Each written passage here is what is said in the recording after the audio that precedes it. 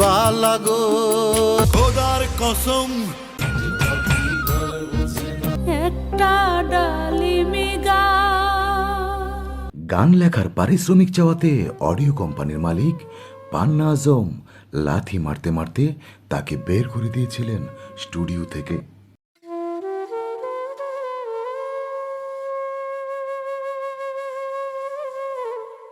সেই দিনের সেই ঘটনার কালজয়ী সাক্ষী হয়ে আছেন ফকির শাহাবুদ্দিন এবং আজাদ মিন্টু।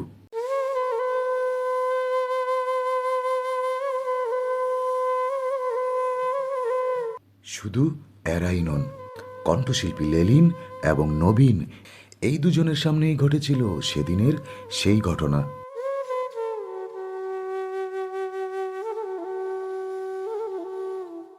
সেদিন প্রতিবাদ না করে উল্টো কাঁদতে কাঁদতে বাসায় ফিরেছিলেন তিনি।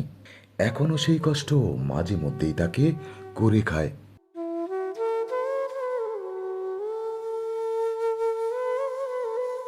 শুধু তাই নয়, গ্রামে তার গানের ওস্তাদ ছিলেন মোজাম্মেল সরকার।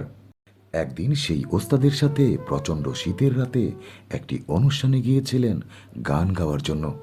অনুষ্ঠান শেষ করে দেখেন খাবার দাবার কিছুই নেই, নেই রাতে ঘুমানোর জায়গাও।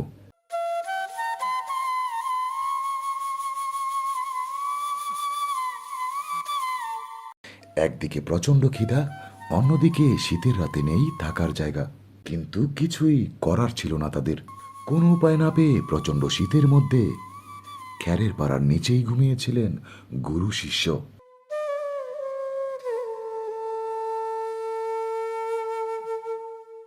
গল্প এখানেই শেষ নয়। এই গানের জন্য, এই গানকে ভালোবেসে গানের মিশন বাস্তবায়নে নিজের জমির আম জাম কাঁঠাল কিংবা তাল গাছ অথবা গরু ছাগলও বিক্রি করে দিয়েছিলেন তিনি।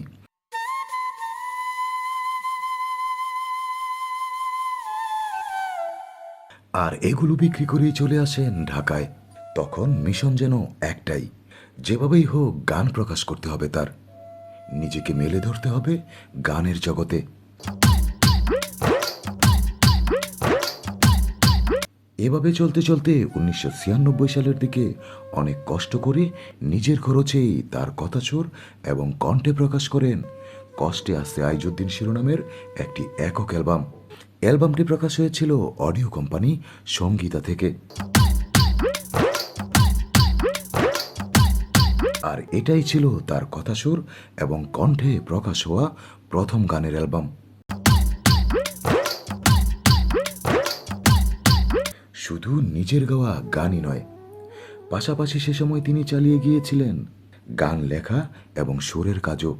টুকটাক বিভিন্ন কণ্ঠশিল্পীও গাইতেন তার কথা সুরে। 1997 সালের দিকে ভাসানী শিরোনামের আরও একটি অ্যালবাম প্রকাশ করেন তিনি। সেই অ্যালবামটি বাজারে আসে সাউন্ডটেকের ব্যানারে। ওই অ্যালবামের সব গানের কথা সুর এবং কণ্ঠ ছিল তার নিজেরই। এরপর প্রকাশ করেন সাপলুডু শিরোনামের আরও একটি অ্যালবাম। সেটিও প্রকাশ হয়েছিল সঙ্গীতা থেকে। মাধবী আমার কথা রাখেনি, মাধবী আমার পাশে থাকেনি। নিজের গাওয়া গানের পাশাপাশি অন্য কণ্ঠশিল্পীরাও কণ্ঠ দিতে থাকেন তার লেখা সুরে।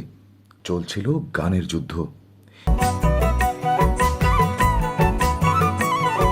এভাবে চলতে চলতে একসময় তিনি অনুধাবন করেন গান গাওয়ার চেয়ে লেখা এবং সুর করলেই টাকা পাওয়া যায়। নিজে গাইলে খরচ করতে হয়, আর লিখলে কিংবা সুর করলে উল্টো টাকা আসে।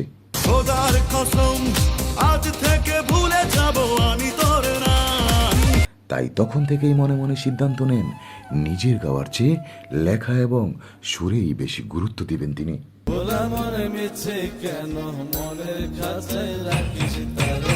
যেই কথা সেই কাজ। গান গাওয়ার চেয়ে ওই সময় থেকে লেখা এবং সুরের প্রতি বেশি মনোযোগী হন তিনি। ডুবিয়া মরিলাম, মরিরা ডুবিলাম।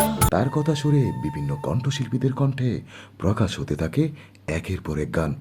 গান দিয়ে আলোচনায়ও আসতে থাকেন তিনি। জনপ্রিয় হতে থাকে তার কথা সুরের অনেক গান। এপার বাংলা থেকে শুরু করে ওপার বাংলার শিল্পীরাও গান গাইতে থাকেন তার কথা সুরে। রবি শশী জানে আমি তোমায় শুধু চাই। বদলে ফেলেন নিজেকে, আলোচনায় উঠে আসেন একজন গীতিকার এবং সুরকার হিসেবে। ওগো বিনোদিনী রায়, তার দাবি অনুযায়ী তার কথা সুরে এবং কণ্ঠে এ পর্যন্ত প্রকাশ হওয়া গানের সংখ্যা প্রায় ৭,০০০।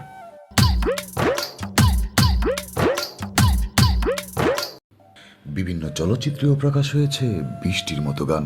যতনে লোকাইও বন্ধ, নিজেও কণ্ঠ দিয়েছেন প্রায় ১০০র মতো গানে। এই গ্রামে যে মহাকামেল, ওই গ্রামে সে ভণ্ড। শুধু তাই নয়, মাসুদ প্রতীকের পরিচালনায় মায়া দ্য লস্ট মাদার চলচ্চিত্রে বাড়ির ওই পূর্বদ্বারে শিরোনামের গানটির জন্য ২০১৯ সালে শ্রেষ্ঠ সুরকার হিসেবে পেয়েছেন জাতীয় চলচ্চিত্র পুরস্কার।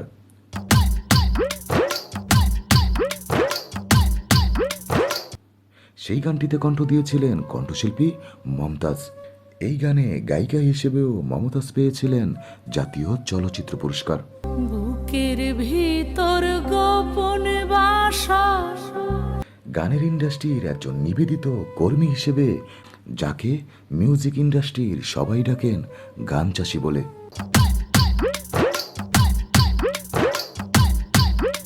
তিনি আজকের সফল গীতিকার, সুরকার ও কণ্ঠশিল্পী প্লাবন কুরেশি।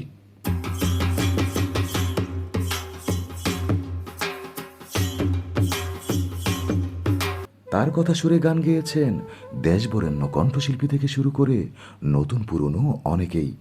গেয়েছেন ওপার বাংলার অনেক জনপ্রিয় কণ্ঠশিল্পীরাও। আমি ভালো নেই, ভেঙে গেছে বুক। নিজের বাইরেও অনেক গীতিকার এবং সুরকারের সাথেও কাজ করেছেন তিনি। তারা হলেন আজাদ মিন্টু, ফরিদ আহমেদ, লিটন ডিকস্টা, সোহেল আজিজ, সেলিম হায়দার,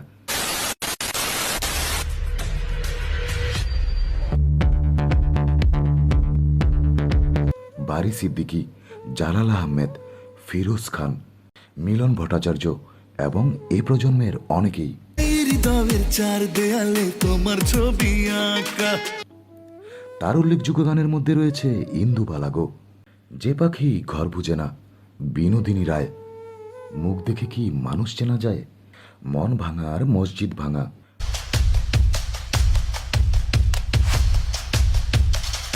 রঙের বন্ধু, অঞ্জনা, প্রাণবন্ধু ভুইল না আমারে, টং দোকানের চা, কসম, ডুবু প্রেম, দিল দিওয়ানা দিল, রূপা আমি ভালো নেই, রূপা তুমি কেমন আছো, আমি তো ভালানা টু ইত্যাদি। অঞ্জনা, ও অঞ্জনা। ইচ্ছে একটাই, গান নিয়ে আছেন, গান নিয়েই থাকবেন। গান এবং সুরের সাথেই বেঁচে থাকতে চান সারা জীবন। বাংলা গানকে নিয়ে যেতে চান বিশ্ব দরবারে। এই সাধুরা আসে, বাবুরা যায়, তোমার ঠিকানায়।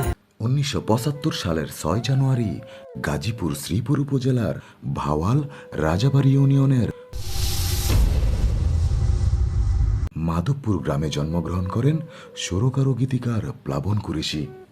বুকের ভিতর গোপন বাসা, হিন্দু বালাগো, যতনে লোকাইও বন্ধ। এক বালিকা তুমি আমার দিল দিওয়ানা দিল। অঞ্জনা, ও ওগো বিনোদিনী রায়, বিরহের ভাঙা বাড়িতে এই সাধুরা আসে, বাবুরা যায়,